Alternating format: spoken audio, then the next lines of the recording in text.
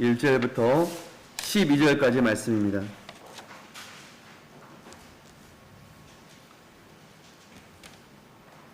찾으셨으면 저와 한 절씩 교독하시겠습니다. 예수께서 무리를 보시고 산에 올라가 앉으시니 지자들이 나온지라. 심령이 가난한 자는 복이 있나니 천국이 그들의 것이며,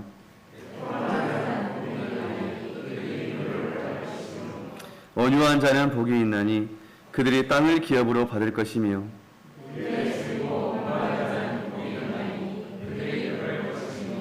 긍휼히 여기는 자는 복이 있나니 그들이 긍휼히 여김을 받을 것이며,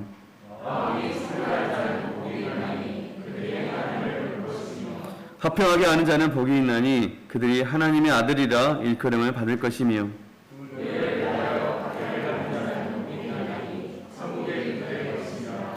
나로 말미암아 너희를 욕하고 박해하고 거짓으로 너희를 거슬러 모든 악한 말을 할 때에는 너희에게 복이 있나니 즐거워하라. 하늘에서 너희의 상이 큼이라. 주님의 이딴 자들도 이같이 받기를 합니다. 하나님, 복이 있는 사람이라는 주제로 말씀 전하실 때 은혜 받으시기 바랍니다.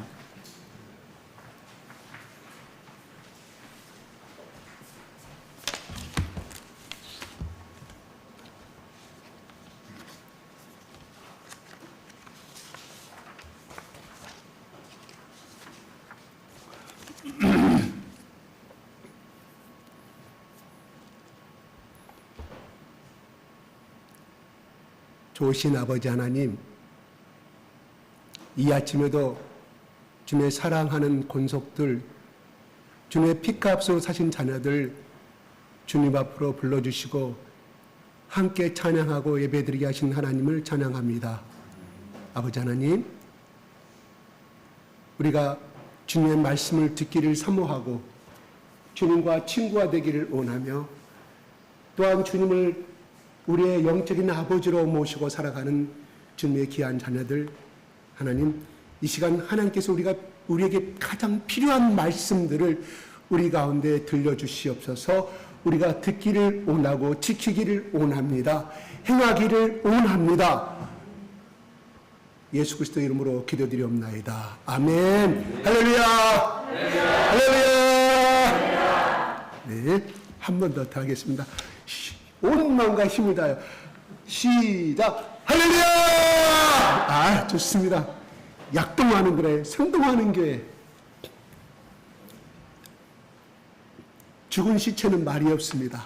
아무리 명예와 권세와 권력을 누렸던 사람이라 할지라도 숨이 없는 시체는 움직임이 없고 말이 없습니다. 응답이 없습니다. 근데 오늘 제가 여러분들에게 할렐루야 했는데 세 번 다 힘찬 목소리를 했다는 것은 살아있다는 증거입니다. 숨쉬고 있다는 말입니다. 그 말이 무슨 말일까? 하나님과 밀접한 관계를 갖고 하나님을 아버지로 낙마하고 살아가는 하나님의 자녀임을 증거하고 있다, 이 말입니다. 할렐루야. 네. 오늘 또 말씀을 통하여 많은 복을 받으시기를 바랍니다. 오늘 말씀 그대로 어떤 자가 복이 있나니, 어떤 자가 복이 있나니, 이런 자가 복이 있나니, 이런 자가 복이 있나니, 우리가 여러분 잘 아시는 말씀, 팔복에 관한 말씀입니다. 8가지 복을 말합니다. 중국에서 유명한 서경이라는 책이 있어요. 그 서경의 책에 오복이 나와요. 오복이 나와요. 오복 중에 하나가 뭐요? 장수하는 거. 그 다음에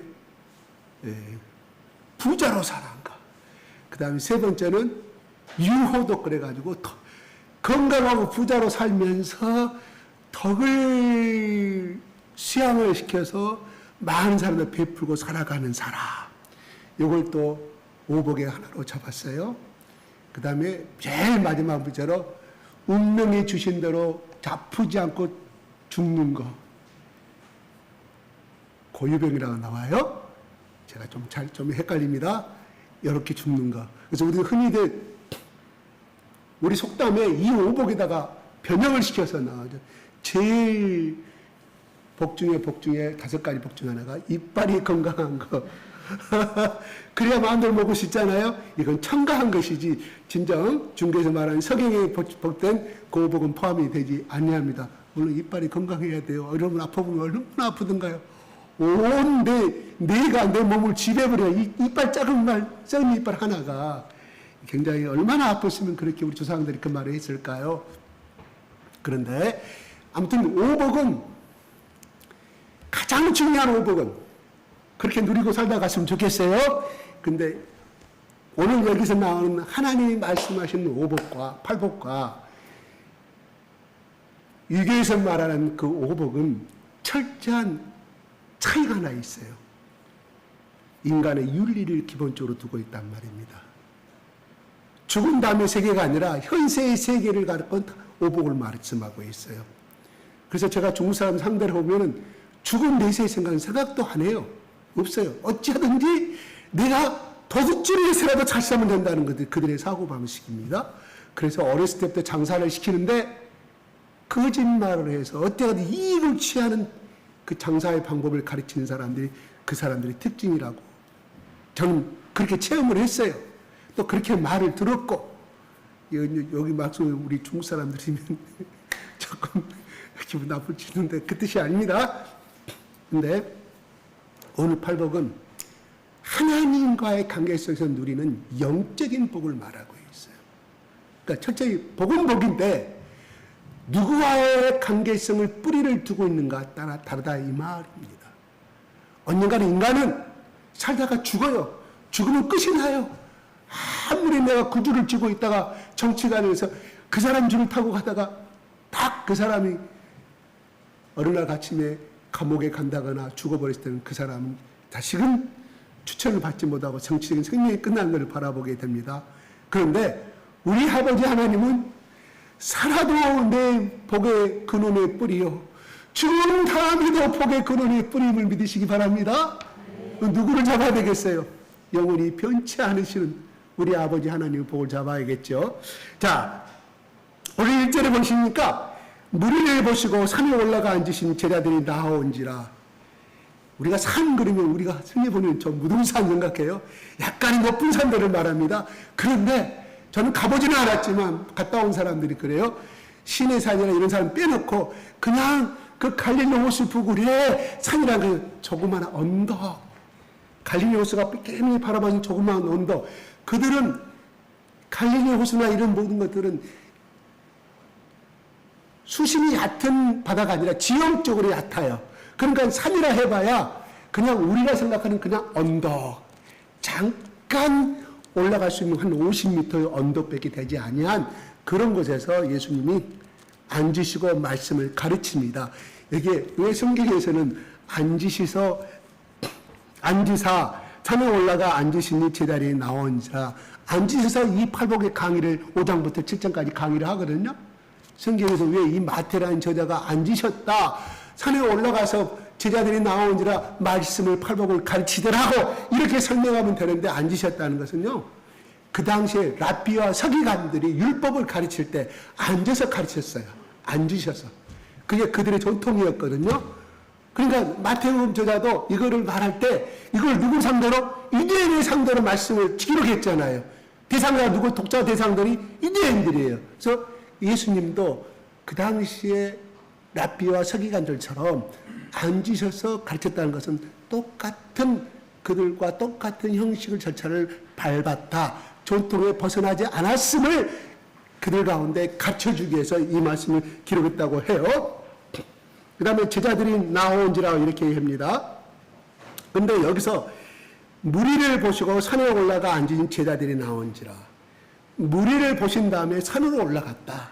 이 말은 무슨 뜻이 있을까요? 약간 우리가 생각해야 문법을 생각합시다. 초등학교 1학년이시고 예수님이 그냥 산으로 올라가셨다고 한 거예요. 무리를 보시고 올라가셨다. 그러니까 제자들이 나왔다. 두 가지 문장의 의미가 들어있어요. 무슨 말일까요? 여기서 나오는 무리라는 것은 25절 한번 읽어볼까요? 우리가 지난주에 읽었던 25절. 4장 20을 누가 한번 읽어보실래요? 아니 23절부터 25절까지 한번, 네, 한번 좀 읽어보실래요? 4장 23절 25절. 예. 시작.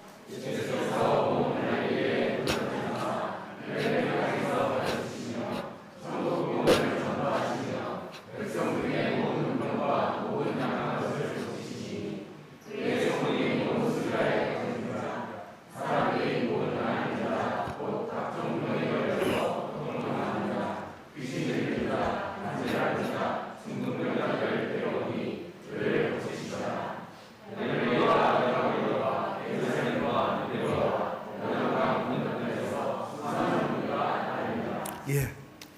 여기서 23절부터 25절까지 세 절 간략하게 기록했지만 그 내용에서 예수님이 성령 받으신 다음에 금식하시고 마귀의 유혹을 이기신 다음에 해당에서 드디어 공생의 천국의 복음을 증가하였다.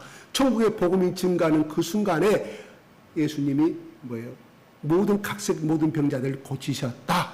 그래서 모든 어떤 병들인가는 모르겠습니다. 여기서 나오는 것은 나오죠.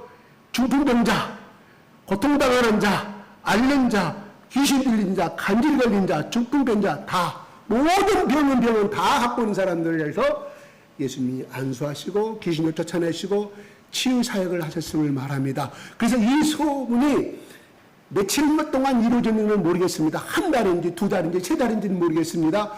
한 달은 많은 이 통신이 발달되지 않은 그 갈릴리 속에서 그 사역이 저 유대와 예루살렘까지 이루어졌다는 것은 그 사람들이 다 몰려들다는 것은 시간이 많이 흘렀음을 이야기하고 주고 있습니다.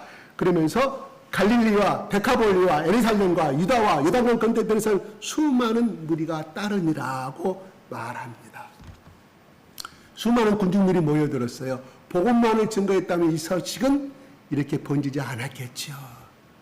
서기가 한들 납비가 한들 한 명도 병자를 못 고친다고 우리 예수님 앞에 그 예수란 메시아라는 사람 앞에 나가니 이건 기적이 일어나네. 그러니까 자기 아들이 속에 있는데 문을 열었어요. 자기 아들이 태어난서부터 문제가 다리에 문제가 있으나 안수가는 문제 일으켰어요. 그 당시 성경에는 암이라고 나오지 않았지만 암 걸린 사람도 많았을까? 암에 올라 처음에 등장한 거 아니에요? 오래전부터. 그 다음에 문무병자도 있을 것이고 10년 20년 동안 마비가 돼가지고 뇌성마비가 왔는데 중풍병 걸렸는데 그냥 예수님 소리 앉자마자 됐으니 그 가족들이 누구한테? 이웃들에게 친구들에게 야 우리가 나섰으니 야 네 삼촌 빨리 예루살렘 가가지고 빨리 전해라. 예수님 앞에 나온 우리 아들도 나섰으니 삼촌 작은아버지 고모 애할머니 오세요. 아마 이렇게 퍼져가지 않았을까 혼자 상상해 봅니다. 그래서 여기서 무리라는 것은 병에 걸린 사람, 병을 앓은 사람들, 소문을 듣고 온 사람들, 이게 무리예요. 몇만 명인지 모르겠습니다. 500명이라 보시면 분명히 2만 명 이상이 모였을 것이다. 이렇게 학자들이 해석을 하더라고요. 엄청나게 그 당시 2만 명은 엄청난 거예요. 짧은 시간 안에. 그러면 저기 예루살렘 갈릴리 나사렛 거기가 얼마나 많은 시간이 걸리겠습니까? 아무튼 인기 많은 예수님이 되셨습니다. 유명하신 스타 그대로 별이 되었습니다. 스타가 되었다 이 말이에요. 그 많은 무리들을 보시고 예수님이 산으로 올라가셨다. 그 당시에 옛날에 구약의 선지자들과 그러한 사람들은 다 산으로 올라가셔서 하나님과 만나는 시간을 가지셨어요. 왜 예수님이 산으로 올라갔을까요? 복음을 쉽게 전하기 위해서 언덕에 올라서서 해변까지 쳐다보는 걸 경험하기 위해서 그게 아니라 예수님은 이거를 달려오는 이 사람들의 마음을 아셨다 이 말입니다. 야속하신 예수님이십니다. 왜 야속하실까요? 더 많이 고치고 더 많이 안수해주고 계시죠. 산으로는 분리함을 의미합니다.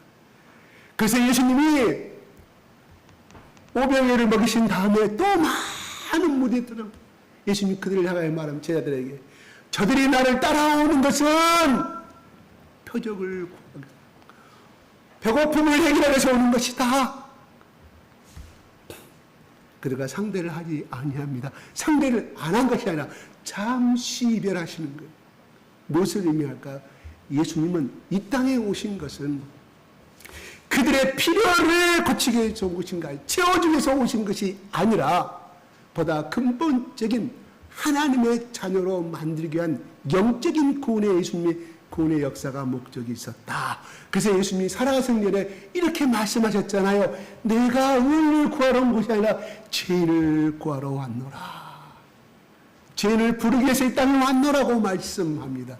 예수님은 분명하게 인기의 영합에 치우치지 아니하고 하나님의 이 땅에 자기를 사명인으로 부르신 보낼 사자 목숨명자, 보내심을 받은 그 운명을 알았다 이 말입니다. 인생의 목적을 알았다 이겁니다. 나 같았으면 예수님 도병도 고쳐주시죠. 왜 산으로 올라가시는 겁니까? 무리와 분리를 지으십니까? 그래서 우리들만 따로, 예체자들만 따로 부르시고 우리에게 말씀을 전합니까? 지금도 저들 집에 가지 않냐고 수없이 있는데 예수님 저들의 먼저 병을 고치시고 우리에게 이 팔복의 복음을 증거도 되지 않습니까?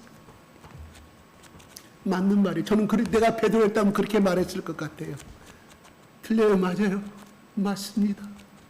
사랑이 많으신 예수님, 배고파서 예루살렘에서 빈몸으로까지 끌고 왔는데 걸어가러 왔는데 나를 안수도 안 해주신 예수님, 저분이 무슨 하나님의 사랑을 가지신 분이시냐? 이게 우리의 인간의 휴머인적인 기본적인 가치입니다. 예수님 비난 받아야 됩니까? 안 받아야 됩니까? 비난 받아야 합니다. 비난 받아야 합니다. 저도 당연히 예수님을 정죄했을 것 같아요. 그러나 예수님은 분명히 내가 하나님 앞에서 해야 할 것을 알았다는 거예요. 뭐냐? 육신의 치료보다는 영혼의 구원의 치료다 이 말입니다. 두 번째는 어떤 의미가 들어있느냐? 어떤 의미가 들어있느냐? 이 땅에서 복음을 증거하셨다 하는 거? 그래요. 모세가 하나님의 말씀을 들고 이스라엘 백성들 앞에 나가서 애굽의 압제당했을 때서 하나님이 나를 보내서 왔다고 말을 전합니다. 나를 따르라고 말합니다. 하나님은 어떤 분이신지 이름은 나는 나라고 말씀하셨다. 나는 이렇게 가기 싫어하는 나를 보내셨다고 말씀을 많이 했어요. 그런 다음에 누굴 찾아가요? 바로왕을 찾아갔겠죠. 자, 보십시오. 성경은 반드시 구약과 신약은 짝이 있다고 말씀했습니다. 예수님이 산에서 복음을 선포합니다. 8가지 복을 선포합니다. 이것은 무엇을 상징하고 있을까요? 바로 모세가 시내 산에서 십계명을 받았을 때 그 계명을 계약을 생각해 보시기 바랍니다. 바로 이것은 뭐냐? 신약에서 정식으로 12 제자들뿐만 아니라 또 이 제자가 과연 12 제자일 뿐 것이냐? 그 중에 많은 수도 따라 있을 것이다 하고 해석을 해요. 학자들은 그들을 향하여서 바로 시내 산에서 모세가 하나님으로부터 십계명을 받았던 것처럼 바로 하나님의 아들 예수 그리스도가 새 모세가 되어서 새 언약을 바로 이스라엘 대표들에게, 이스라엘 대표를 상징하는 이 제자들에게 새 언약을 선포하고 있다 이 말입니다. 이게 바로 팔복의 긴 의미가 들어있다 이 말입니다. 그래요. 이 말은요, 그래 통하는 자는 복이 있나니 가난한 자는 복이 있나, 긍휼히 있는 복이 있나, 적고 그의 것이 다 우리는 이 수준에서 끝나요. 중요한 이 의미 속에는 바로 구약에 하나님의 모세를 통하여 하나님의 귀한 역사를 선포했던 것처럼 오늘 이 시간에 하나님은 예수 그리스도를 통하여 이 12제자뿐만 아니라 많은 무리들에게 바로 새 언약과 새 기약을 수업하는 언약식이다 이 말입니다. 그러므로 무슨 말이에요? 십계명이 반드시 이스라엘 백성들이 지켜야 할, 죽을 때까지 지켜야 했던 것처럼 나머지 물론 613조도 마찬가지겠지만 오늘 이 8가지는 바로 천국 백성이 되기 위한 하나님 나라의 선포를 내가 소위 받기 위한 계약식이라 이 말입니다. 그냥 유교에서 말하는 가난하면 욕심 안 부리면 행복한 사람이야, 덕을 베푸면 행복한 사람이, 이 정도가 가진 윤리적인 말이 아니라 하나님 앞에서 예수님을 통해서 이스라엘 백성들과 새 언약의 선포식이라 이 말입니다. 그러므로 이 말씀들은 얼마나 중요한 말씀이겠습니까? 새 언약의 선포라 이 말이에요. 그러므로 오늘 여러분들에게 저는 이 기중한 이 언약 속의 8가지 선포를 제가 오늘 30분 안에 이 말씀을 다 증가한다는 너무나 장시간에 힘이 들고 저는 그런 지혜도 없습니다. 부족합니다. 그냥 오늘 저는 여러분들 가운데 3절의 말씀, 이 말씀 가지고 여러분들과 같이 은혜를 나누고자 원합니다. 내가 이 소론을 길게 한 이유는 뭔지 아시나요? 그만큼 중요한 말씀을 언약의 선포입니다. 천국 백성으로서 가져야 할 귀중한 말씀이기 때문에 예수님이 따로 그 무리들 가운데 이야기해봐야 그냥 소원만 되고 못 알아듣는 거예요. 그래서 무리들과 뿌리를 지어서 이제 더 이상 육신의 병보다는 내가 이 제자들을 양성을 시켜야 해서 진정한 하나님과 이 대표적인 상징하는 구약에 나오는 모세와 하나님과 이 언약식을 내가 선포해야겠다는 이 말씀 속에서 하나님의 온대한 예수 그리스도의 온대한 꿈이 들어있다 이런 말이에요. 평소에 부모가 자식들에게 뭐 하지 마라, 뭐 하지 마라, 뭐 해라, 뭐 해라 하지만 귀중한 말을 할 때는 아버지가 부르시잖아요. 그냥 한 길이든 한 길이든 말이라 좀 앉아봐라. 내가 우리 집안에 5대 장손의 큰아들이지 않니? 이 예비가 꼭 너에게 죽기 전에 내가 해야 될 말이 있다.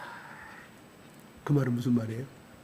이것만은 꼭 지켜달라는 말을 할 때, 당부한 말을 할 때 하는 말. 혹시 여러분의 아버지 돌아가시기 전에 그렇게 건강할 때 혹시나 불륜 받아갖고 무릎 탁 꿇고 그런 경험이 있을 것입니다. 바로 그거예요. 그러면서 입을 열어 가르쳐 이르시되 2절에 그랬어요. 입을 열어 가르쳐 이르시되가 아니라 입을 열어 뭔 말이에요? 샤우팅. 온 힘을 다한 예수 그리스도의 신뢰를 다한 복음을 제자들에게 가르치고 이 말은 가장 중요한 말이다. 너희들이 꼭 지키고 가져야 할 살아가야 할 말씀이다. 이런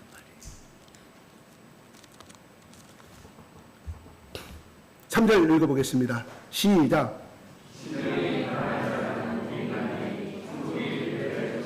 심령이 여러분 개역 성경 나오기 전에는 마음이 가난한 자는 복이 있는 나와 있어요. 근데 보다 더 헬라의 히브리어에 더 깊이게 전국에서 공부하신 분들이 많이 모여드리니까 외국에서 공부하신 분들이 많이 모이는 그분들을 모아가지고 다시 만든 것이 이 개역 성경이에요. 어찌하면 히브리어 헬라의 오늘의 온문에 가까운 예수님이 나타내고자 하는 이 단어의 뜻이 과연 무엇이냐, 우리 한국말로 어떻게 해석을 해야 되냐. 마음이 심령으로 바꿔졌어요. 그 단어가 그렇게 되어 있어요. 심령이 가난한 자. 그럼 뭐요? 마음과 영을 말하겠죠. 그대로 해석하면 우리 쉽게 말해서 마음이 가난한 자로 해석하십시다. 복이 난 천국이 그들의 것이다. 누구 것이요? 심령이 가난한 자의 것이다. 마음이 가난한 뭐가? 하나님 나라가 천국이 그들의 것이다. 뭔 말이에요? 소유한 자다 이 말이에요. 마음이 가난한 자는 천국을 소유한 자다 이런 말입니다. 어렵죠? 간단해서 어려워요. 그 마음이 가난한 뜻은 무엇을 의미할까요? 두 가지가 있어요. 근데 누가복음 6장에는 이렇게 나와요. 가난한 자는 천국이 그들의 것이라고 나와요. 누가복음에는 누가 저자는. 근데 마태는 마음이 심령이 가난한 자는 이렇게.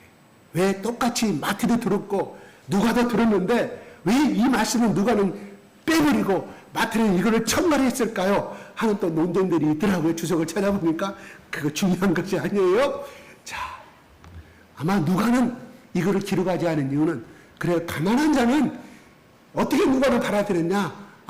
재산이 없고 먹을 것이 없고 이거를 말한 것이 아니라 어차피 이거는 영적인 하나님 나라의 말이니까 마음이 가난한 자라고 읽을 것이다 해서 그거를 생략했다고도 어떤 해설가는 학자는 이렇게 설명을 했더라고요. 아무튼 좋습니다.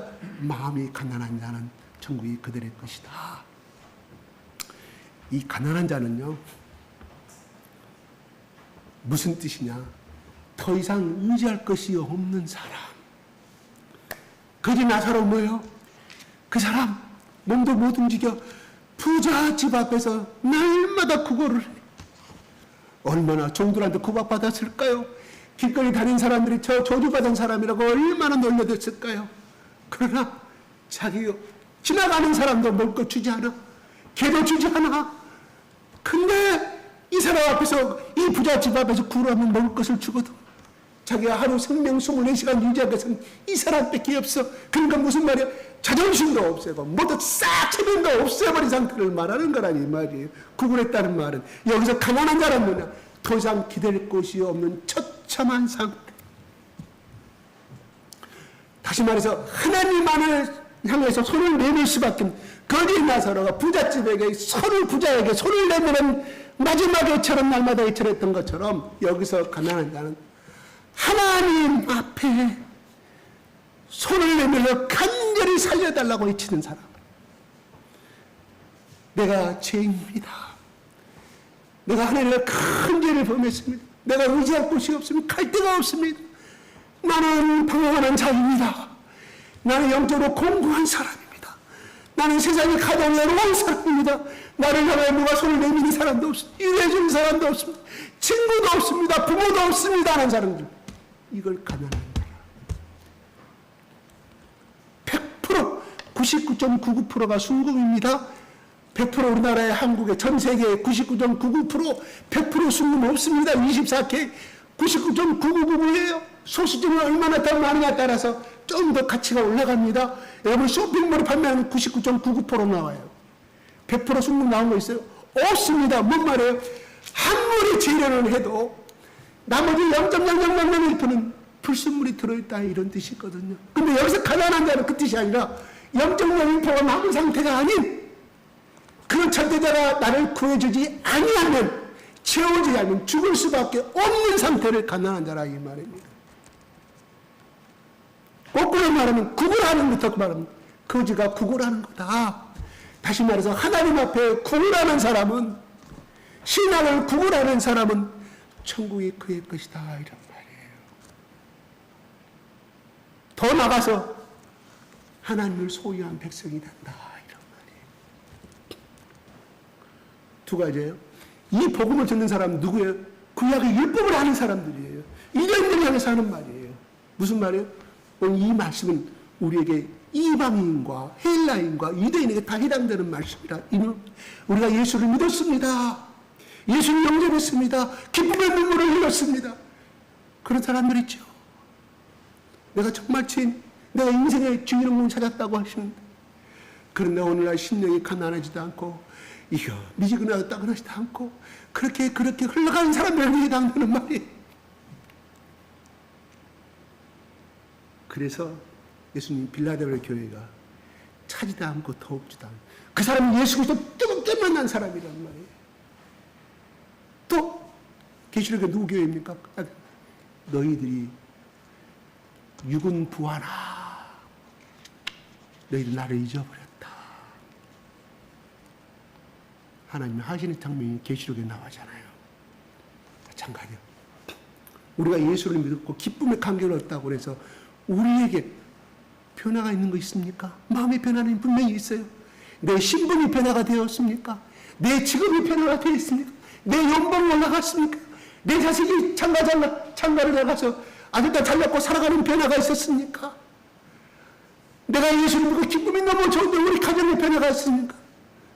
저 자식과 예수를 믿고 열심히 살았으면 좋겠는데 아무리 기도도 없어. 그러니까 어떻게 그런 사람 애절하게 누구한테 손을 내밀어야 돼. 하나님, 내 남편, 내 자식 제발 좀 지옥으로 가는 저 영혼들인데 하나님, 이 불쌍한 이 영적인 거지의 손을, 우리 가난한 거지의 손을, 영적인 우리 가정의 거지를 건져내 주시옵소서. 100% 의지하는 사람은 뭐요? 천국이 그의 것이 된다 이런 말이에요. 그 말은 무슨 말이에요? 하나님이 그 기대대로 이루어진다. 하나님의 사랑으로 꽉 차 있는 인간이 된다. 예수 그리스도의 사랑으로 꽉 차 있는 인간이 된다. 이거 바로 천국이 그의 것이라 이런 말이에요. 여러분, 올라온 팔복이 진짜 팔복입니까? 제가 물어보겠습니다. 아니 가난한 자가 어떻게 복이에요? 우리 인간의 휴머니즘으로 해석하자고요. 그 다음에 애통, 마음이 힘들고 아파. 그게 복입니까? 세 번째, 온유한 자가 날마다 손해보는 것인데 그게 복입니까? 아니 물어보자고 여러분들한테. 어떻게 그게 팔복입니까? 팔복이. 손해보는 사는 사람이 어떻게 팔복이냐고요. 근데 우리는 팔복으로 해석하고 있어요. 여러분, 이거 충격적이지 않습니까?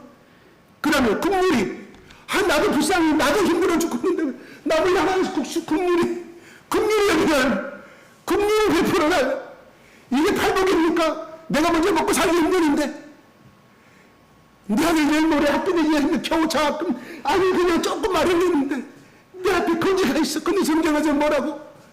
그 거지가 하나님 관계한 영혼이라고 말씀이 생각난다. 아니, 돈을 줄 수밖에 없어요. 그게 어떻게 복입니까? 그게 복이에요?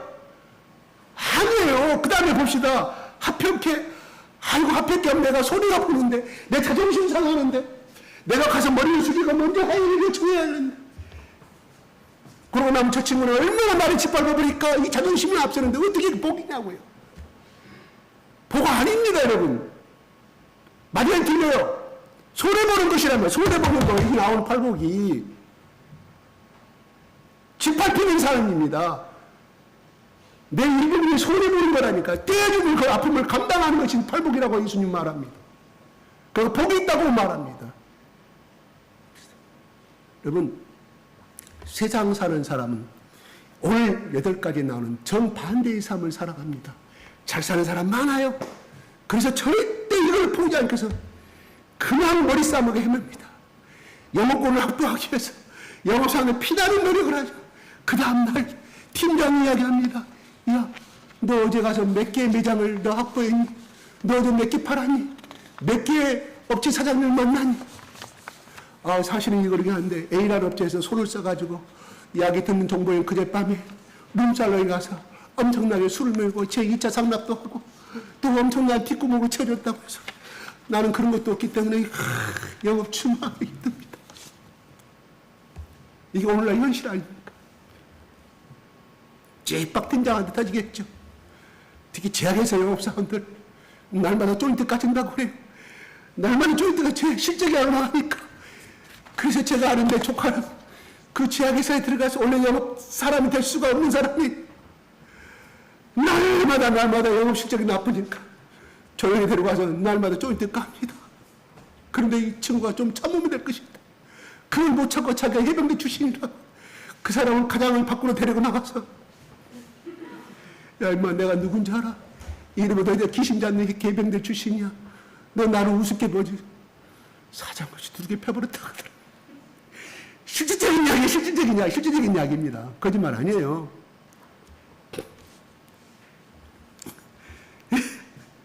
먹고 살려고 참고 참았는데 더 이상 못 참나.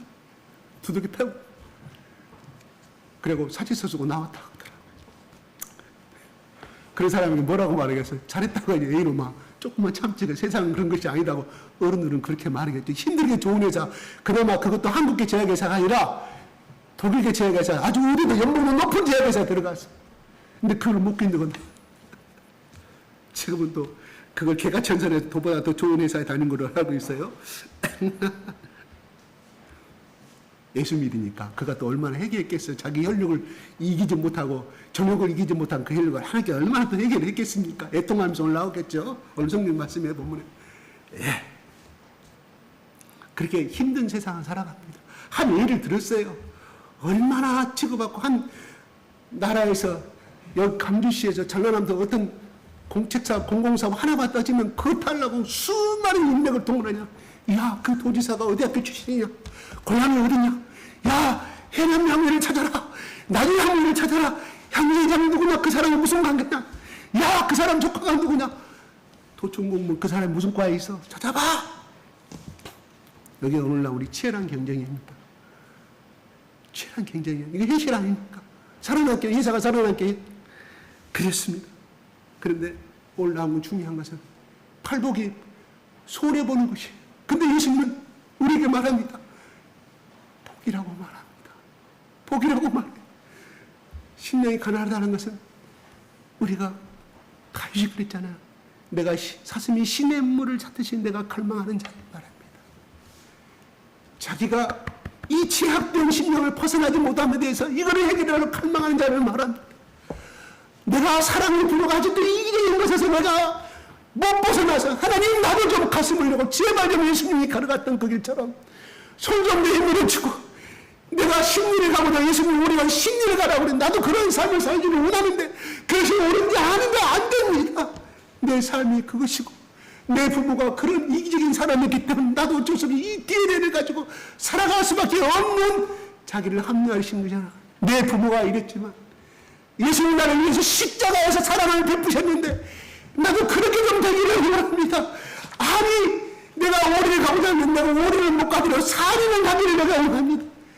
간절히 무릎 꿇고 갈급하고 손을 내미는 이 영적인 거기의 손을 하나님이 말씀하고 있다 이 말입니다. 아멘? 없어요. 어떻게 오리를 가는 심리를 가는 거? 왜? 내가 코로나 걸려가지고 끙끙대고 있는데 그것도 모르고 친구가 전화와가지고 야 나 옷세라간 따라가 주자 그럴래? 내가 몸을 못 이기겠는데 예를 들어서 근데 거절할 수밖에 없잖아. 너무 힘드니까 아프니까. 근데 그 친구를 오해할 거 아니겠어요? 왜? 너 예전에 내가 네 옷 사는 내가 서울까지 남대문 시장에 따라가 줬잖아. 근데 잠깐 백화점 가는 거 친구 사이에 멀어질 수밖에 없잖아요. 그러면 그간은 나는 모르겠습니다. 어떻게 대처해야 될지. 사람을 설명해야 되는 친구가 오히려 아니면 그거를 숨기고 내가 죽을 지경이다. 그래 성경 말씀이 생각나서 오리가 오십니까 라고 지 그래 가져다. 이런 사람들이 있을 것이고 그러나 내가 어떤 선택을 하든 하나님이 그걸 해결해 주실 걸 믿어요. 왜냐하면 정말 내가 가기 싫어서 몸이 아픈 데다가 깨병 부려서 한다고 어쩔 수가 없지만 내가 사정을 갈 수 없는 사정 같으면 하나님께서 해결해 주시라 믿습니다.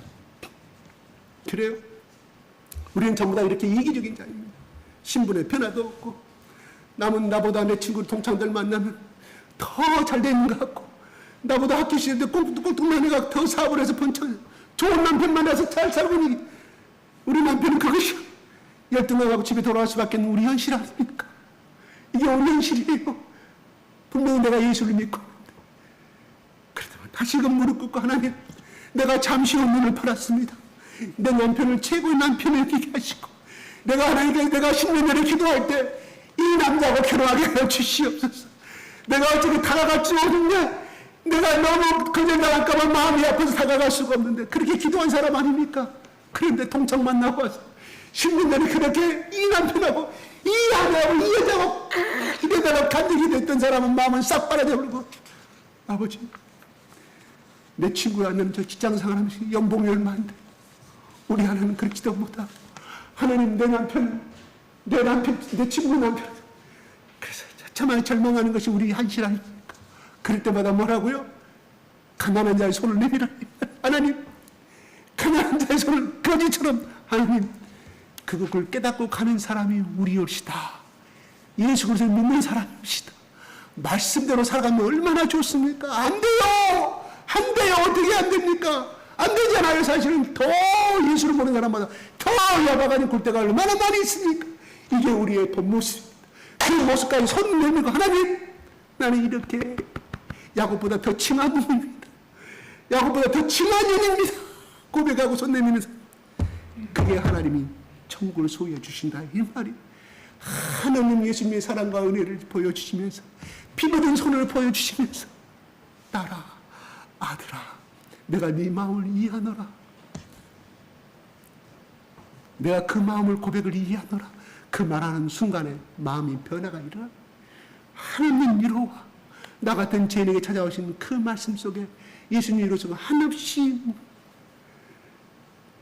딸 앞에 시집간 딸이 고생해서 한복딸을 시어머니 친정어머니 눈앞에서 무릎 꿇고 울고 침 아프게 눈물 풀고 올 때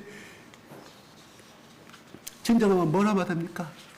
야, 다 그런 것이다. 시집살이는 그렇게 말하니까 딸아 내가 네 고생을 하는 그 한마디 말 속에 다 녹아드는 거 아니겠습니까? 우리 하나님 그런 말씀.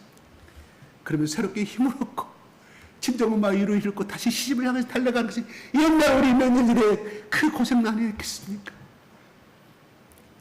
아멘? 그래요. 가난과 애통과 양보하고 얻어먹는 거 이곳에 11절 나로 만나 너희를 요구하고 박해하고 거짓 너희를 거슬러 모든 악한 말들 너희에게 복이 나는 기뻐하고 기뻐하라고 아니 손해보면 기뻐하고 즐거워하라 이 말씀이 어떻게 축복이 됩니까? 그러나 그것이 하나님 앞에 드려졌을 때 예수님을 인하여 말씀을 식사하고 예수님의 사랑을 시사한 가정에 일어나는 것은 하나님 복으로 바꿔주신다 이런 말이에요. 여러분 베드로전서 2장 9절에 이렇게 성경은 고백하고 있습니다. 올려주시겠어요? 시작.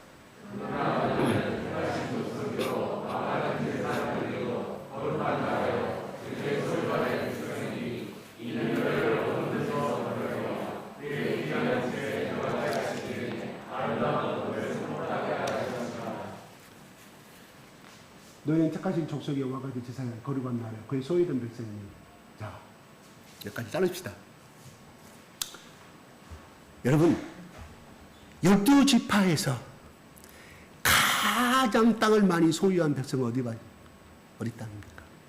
12지파 중에 땅을 가장 기름지고 땅을 면적을 가장 차지한 알동백에 알토란을 차지한 지파가 있어요.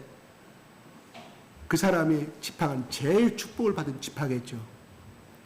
그죠? 맞죠? 땅을 분배할 때 여호수아가 정복하고 난 다음에 그런데 거꾸로 질문하겠습니다. 가장 땅을 묵자인대를 받았고 가장 땅을 천한 곳을 받은 지파가 또 있을 거 아닙니까? 축복을 못 받은 지파로 볼 수도 있겠죠. 공동분배, 균등의 분배분을 따지면은. 그런데 그보다 더 많은 가난한 하나도 축복을 못 받은 백성이 있어요. 누구? 레위 지파. 그들은 땅을 분배를 못 받았습니다. 기업으로 받지 못해 유산을 받지 못했다 이 말이에요. 무슨 말일까요? 길 저주받은 백성입니까 그러면? 아니에요. 그래서 신명기 9장 9절에 하나님이 그렇게 말해요. 레위 지파는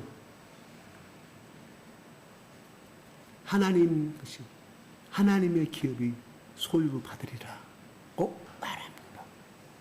하나님을 소유한 백성이니 하나님을 소유한 백성이라고 말합니다. 하나님을 기업으로 받은 백성이라고 레위 지파는 말해요. 나머지 그죠? 13개 지파가 되겠죠? 12개 지파들한테는 땅을 다 분배를 하면 그 말을 하지 아니합니다. 고로 가장 복받은 지파는 땅을 하나도 소유하지 못한 땅을 받지 못한 레위 지파가 바로 하나님을 소유한 하나님 나라를 기업으로 받은 레위 지파가 가장 축복된 기업. 우린 신명기나 여호수아 말씀을 통해서 하나님의 직접 모세가 말하면 하나님이 직접 말씀하셨어요. 가장 큰 축복을 받은 지파가 레위 지파입니다. 레위 지파는 뭐예요? 제사장뿐만 아니라 제사 일을 성전에서 일을 담당하는 사람들입니다. 그런데 바로 베드로가 성령의 영감을 받아서 성령의 감동성이 이 말씀을 이렇게 말합니다. 바로 오늘날 예수 그리스도를 보혈의 피를 믿고 살아가는 우리 그리스도인들에게 너는 왕 같은 제사장이다. 왕하고 버금가는 제사장이다. 레위 지파만에 할 수 있는 제사장을 왜 예수 그리스도를 믿는 사람들에게 이재인들에게 오늘날 우리 이방인들에게 베드로가 성령의 감동을 받아 선포하신 말씀이라 이런 말이에요. 그러므로 무엇을 의미할까요? 바로 우리는 이 땅에서 세상을 바라보고 살아가는 백성들이 아니라 바로 하나님과 하나님의 나라를 기업으로 삼고 살아가는 백성들이다. 이런 뜻을 가지고 있다. 이 말입니다. 예수님이요.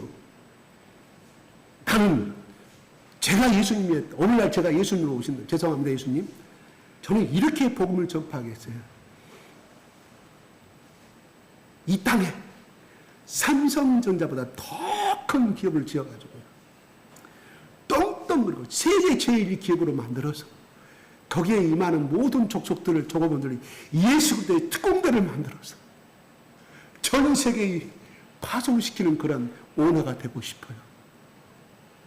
기업도 소유하고 억만장자이니 야 내가 하나님 민족에서 이 사니까 축복을 받는 민족이다고 많은 사람들에게 하면 얼마나 많은 사람들이 이 기업에 최고의 연봉을 주면 그리고 복지하면서 최고로 주고 그냥 이 기업에 그냥 들어온 사람 1년만 지나면 아파트 하나씩 팍팍팍팍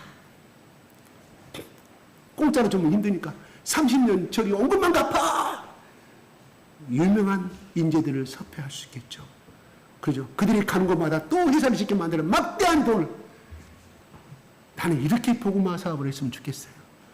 근데 예수님은요 그 당시 그렇게 하지 않았어요. 예수님이 좀 잠잘 곳도 없고 머리 누울 곳이 없다고 예수님 말씀했어요. 여우도 잠잘 곳이 있는데 나는 것이 없다고 예수님 말씀했어요. 뭔 말을 의미할까요? 예수님도 육신이 있고 너무 고달픈 거예요.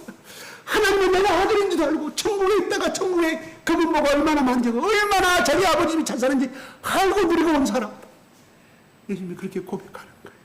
얼마나 힘들었으면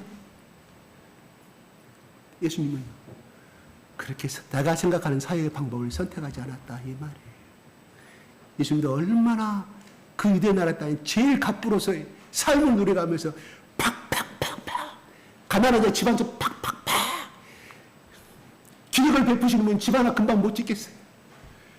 예수님 그 방법을 선택하지 아니하였습니다. 바로 하나님은 예수님 이 땅에 그렇게 질 필요가 없어요. 왜? 자기 집이 천국인 줄 알고 이 지구상 어떤 것을 갖다 내도 어떤 민족나라에 어떤 부자를 다 내도 자기 아버지 집에 비하면 아무것도 아니거든.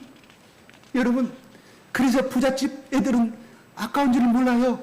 학교 가다 부잣집 애들은 막 멋있는 거 막 멋진 비싼 거 다 가지고 있잖아요. 가난한 친구가 하면 야, 너 가질래? 너 가져. 나 우리 집에 가면 더 비싼 거 많이 있어. 팍팍팍 주잖아요. 예수님도 그런 분이었어요. 예수님은 천국 가면 이 세상 것은 언젠가 다 변화되고 다 육적으로 변화될 것이기 때문에 예수님 그 방법을 사용하지 않았다 이 말이에요. 바로 예수님이 이 땅에 오셔서 제사장 역할을 했던 것처럼 우리를 하나님과 하나님의 기업을 소유한 백성이라고 베드로는 우리에게 선포하고 있다 이런 말이에요. 여러분 내가 우리 친정이 잘 사는 집안인데 내가 가난한 집안을 시어 기죽지 아니합니다. 왜? 우리 친정집은 잘 살아. 우리 친정 가면 큰 곳에 지금도 수억의 재산을 가지고 있고 아파트 수십을 갖고 있다. 기죽지 않아요. 왜? 자기 아버지 집이 잘 사니까. 예수님 바로 그러신 분이었다 이런 말이에요. 우리는 하나님 나라의 기업을 소유한 백성은 이걸 끊임없이 내 속에 고백하고 나아가는 사람, 그 사람 속에는 천국을 소유한 사람이 되기 때문에 쉽게 그들 앞에 고개 숙이지 아니합니다. 복음을 전하는 그 이해는, 사랑을 전하는 길은 그 사람들 앞에 하지 않습니다. 여러분, 복음을 전하는 것은요, 구걸하는 것이 아니옵시다. 사랑은 그거를 필요로 하지 아니합니다. 왜요? 내가 하나님의 백성이기 때문입니다. 담대하게 복음을 전하십시오. 그것은 내 자존심을 내린다고 그것은 구걸이라는 말이 아닙니다. 그건 틀려요. 왜? 한 영혼을 구원하기 위한 그것에 비하면 내 자존심은 아무것도 아닌 빈 껍데기, 거지 같은 인생이고 추악한 죄인 이 자존심 그것밖에 더 있지 않습니까? 그 자존심을 내려놓는 건 거지가 아니라 이 말이에요. 그것은 온대한 예수 그리스도의 사랑을 실천하는 것이지 절대 그거는 구걸이 아니옵시다. 아멘. 여러분, 집이 없는 사람에게는 가장 갖고 싶은 건 집을 소유하는 거예요. 북한 사람들 나와서 말하면 하루 세 끼 쌀밥 좀 하루 세 끼 한 끼만 먹어봤으면 좋겠다는 것이 그들의 소원입니다. 그렇죠? 집을 못 가진 사람은 집을 소유했으면 그것을 갖고자 하는 소원입니다. 병으로 암으로 살아가는 사람에게는 내가 제발 이 암이 남는 것이 다른 거 다 필요 없어. 암으로 남는 것이 가장 큰 소원입니다. 그렇지 않아요? 우리가 지금 어떤 것이 가장 큰 복입니까? 자신이 원하는 것대로 되는 것이 복이라고 한다면 우리는 어떤 복을 받기를 원하십니까? 구약시대는 상속자가 아들이 없는 것이 가장 큰 저주였습니다. 그래서 아브라함은 가장 갖고자 하는 것이 아들 상속자를 낳는 것이 이삭을 낳는 것이 가장 그 저주에서 벗어나는 것이라고 생각했습니다. 노년까지 저주스러운 삶을 살았습니다. 아브라함 나이 100세, 사라 나이 190세 아들을 얻었습니다. 그런데 아브라함이 깨달았습니다. 아들을 키우면서 살아가면 깨달은 것이 그가 그 믿음 속에 자식도 중요하지만 나를 똑같이 인도하시고 나의 복을 주신 그 하나님 아버지가 가장 나의 큰 복인 것을 그는 알았기에 하나님 그 믿음의 신앙만큼 이미 테스트를 통과할 만큼의 수준이 되시는 하나님이 아시고 모리아산까지 3일 동안 걸어가게 만들어서 아들 이삭을 바치게 만들지 않습니까? 미친 사람입니까? 미친 놈입니까? 저는 이렇게 말하겠습니다. 하나님 나를 부르셔가 25년만 줘놓고는 이제 이 13살에 20살에 나이 이삭을 다 키운 나이를 눈에 너무 아프지 내 상속자로 생각하고 있는데 어찌하여 팔리겠습니까? 하나님, 아들 상속자로 바치기는 좀 그러니까 차라리 제 팔을 그냥 자르겠습니다. 제 팔을 자르겠습니다. 아니 그러니까 수천 마리 양을 갖다가 제가 다 하나님 앞에 번제 제단으로 삼겠습니다. 이걸로 대충 해결해 주십시오.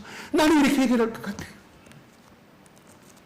여러분, 하나님이 여러분 지금 복자 아들이 하나 있는데 바치라고 하면 내일 무등산에 가가지고 바쳐라. 네가 내 사랑하는 아들이 아닌데 내가 사랑하는 딸 내가 보겠노라 했을 때, 여러분 그거를 할 때 여러분 선뜻 가서 고백할 사람이 있을까요? 가면 3일 동안 가면서도 여러분 3일 동안 걸어가는데요, 아브라함과 이삭의 대화의 내용이 나오지 아니합니다. 왜? 아들한테 뭐라고 말해야 될지. 3일이면 이 아들 내가 죽여야 되는데 얼마나 힘들었으면 대화의 내용이 나오잖아요. 뭐냐, 아브라함은 끊임없이 속으로 이 길을 꼭 가야 됩니까? 하나님 꼭 이삭을 바쳐야 됩니까? 이 고통의 시간이 있을 때 아들한테 그 말을 못했다는 사실, 우리가 그 의미에 그 문장에 숨어있는 내용을 우리가 아브라함의 아버지의 마음을 우리는 생각해 볼 수 있다, 이런 말이에요. 그런데 아브라함은 깨달은 거예요. 하나님이 이삭을 주면 하나님이 이삭 대신에 더 큰 아들을 줄 것을 믿었고, 또 그 이상 하나님 앞에 전능하신 아버지를 믿었다면 가장 큰 귀한 것은 하나님인 줄 알았기에 그는 순종할 수 있었다, 이런 말이에요. 아브라함에게는 하나님 없는 이삭을 생각할 수도 없었기 때문입니다. 바로 아브라함이 가장 원한 거고 바란 것은 누구냐? 이삭이 아니라 하나님이었음을 모리아산 그 칼을 두고 하는 그 순간에 우리는 아브라함은 그 행동에 대해서 우리는 알 수 있다, 이 말입니다. 그래서 아브라함을 믿었다, 의로 여겼다는 것은 그것도 있지만 바로 아브라함의 믿음의 조상으로 여겼다는 그 자격증 두 번째는 바로 아들을 바치면서까지 사랑한 아브라함의 그 믿음을 바로 조상으로 여겼다, 이 말입니다. 사울은 왕이 되었을 때 뭐를 더 하나님보다 왕의 자리를 탐욕을 했다는 거예요. 다윗은 왕이 되었으면 뭐를 더 사모했습니까? 바로 시편 23편에 여호와는 나의 목자신 내게 부족함이 없다는 것입니다. 뭔 말이에요? 다윗은 하나님께 나의 목자가 되는 거, 자기가 목동 생활을 해보면 살겠다, 그 인생을 나의 마지막 죽는 데까지 하나님이 나를 이렇게 보호하실 것을 알았다, 이 말입니다.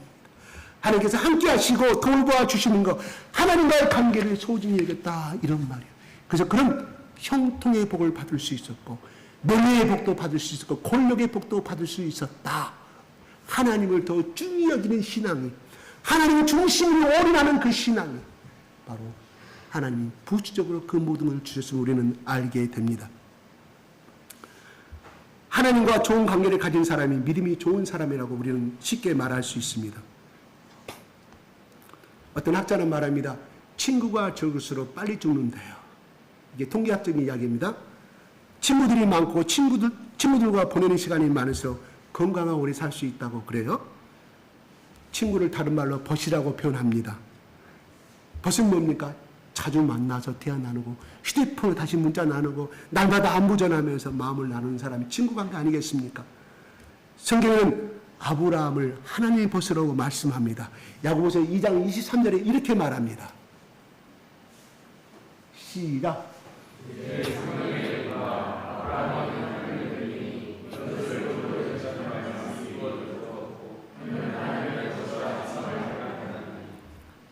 하나님께서 또한 아브라함의 자손들도 벗으로 불렀습니다. 이사야서 41장 8절에 이렇게 말합니다. 시작.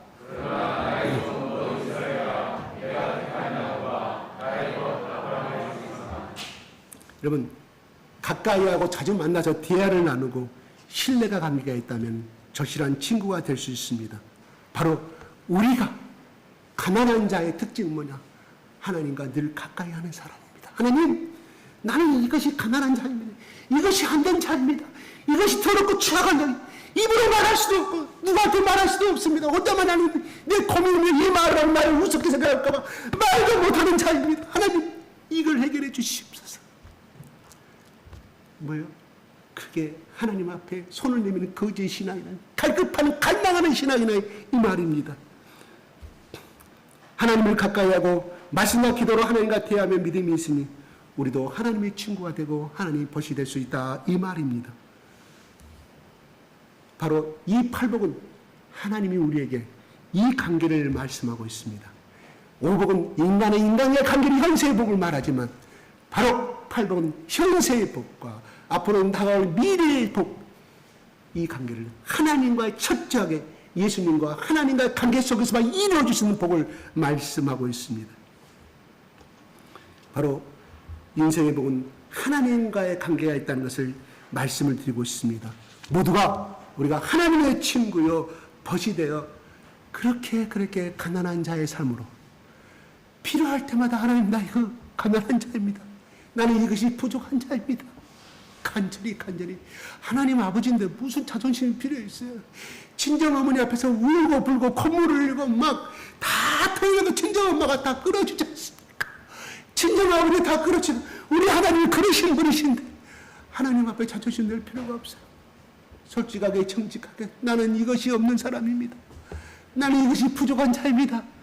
하나님 앞에 간절한 갈망하는 신앙으로 날마다 하나님, 우리 아들 성공시켜달라 그 갈망 말고 하나님 앞에 영적인 복을, 그래서 예수님이 뭐라고 말씀하고 말씀해,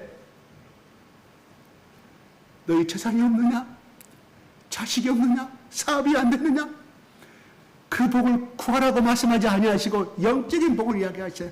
하나님과 나의 관계에, 디락의 관계에 이 하나님 앞에 이것을 해결하면 천국이 그의 것이란 말은 바로 레이지파가 땅을 받지 않았어도 하나님 성전에서 제사장 일을 감당함으로 인하여 하나님께서 12지파를 동을 먹이시고 입히셨던 것처럼 현세에도 복을 받고, 그런 하나님 앞에 온전히 마음의 주님 성전에 있었기에 내세에 천국 가서도 눈물이 없는 거, 슬픔도 없는 거, 한이 없는 거, 내 인명이 어찌하여 이런 나를 만나서 내가 내 팔자가 이럴 것이 뭐 말할 필요가 없는 거, 내가 어찌하여 이 썩을 놈을 만나가지고 내가 어찌하여 이 못된 자식을 만나서 이렇게 고생을 하는 거 한탄할 필요가 없는 그 하나님 나라에서 기쁘고 슬픔, 온전히 기쁨으로 해피한 천국을 누릴 수 있는 복이 주어졌음을 말합니다. 아멘.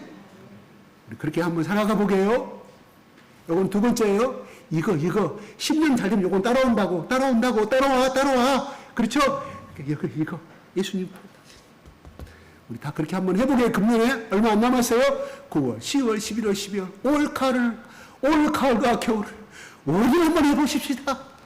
누구에게? 하나님 아버지, 나도 이 팔복을 마음대로 그냥 그거 말고 7가지 복 많이 이거 가면은 자, 이거 나는 거짓입니다. 하나님, 뭐 부족한 거 있으면 뭐 달라, 돈 달라, 뭐 달라, 성공시켜 달라, 이거 말고 이거 마음에 이 없음에 대한 이것을 채워달라고 하나님을 간구하는 우리 복된 사람 되시기를 예수 그리스도 이름으로 축복합니다. 기도하겠습니다. 아버지 하나님, 오늘 우리 가운데 하나님 팔복을 잊게 하시고, 팔복 중에 하나님 가난한 자에 대해서 천국이 그들의 것이라고 말씀합니다.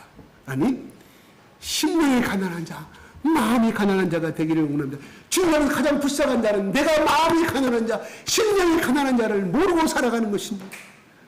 아버지, 우리 가운데 깨닫게 하여 주시옵시고, 하나님 앞에 무릎 꿇고 아버지 두 손 벌려서, 하나님, 나는 이렇게 이러한 죄인입니다. 나는 이렇게 하노니, 나는 이것을 갈망합니다. 하나님의 사랑으로 채워지기를 갈망합니다. 성령님 말씀의 문이 열어지기를 갈망합니다. 성령님, 나는 아직도 예수님을 따라가는 것 같지만 세상의 것과 하나님 것을 두 가지 양심을 섬기고 있사오니 하나님 이것을 끊어버리기를 원합니다. 아버지, 눈물을 흘리며 두 손 벌리는 날마다, 거지가 날마다 길 가는 사람이 두 손 벌려서 했던 것처럼 우리 아버지를 두 손 벌려서 구분하는 자가 되게 하여 주시옵소서. 영적인 부정함을 지금 구분하는 자가 되게 하여 주시옵소서. 그리하여 하나님, 이 세상을 살아가면서 하나님 현세에도 팔복을 받고 많은 사람들이 나누어진 복된 자가 되기를 원하며, 또한 내세도 천국 앞에서 천국 갔을 때도 하나님 천국을 소유한 자가 되게 축복하여 주시옵소서. 감사와 찬양을 돌려드리며 우리 예수 그리스도 이름으로 기도드리옵나이다. 아멘.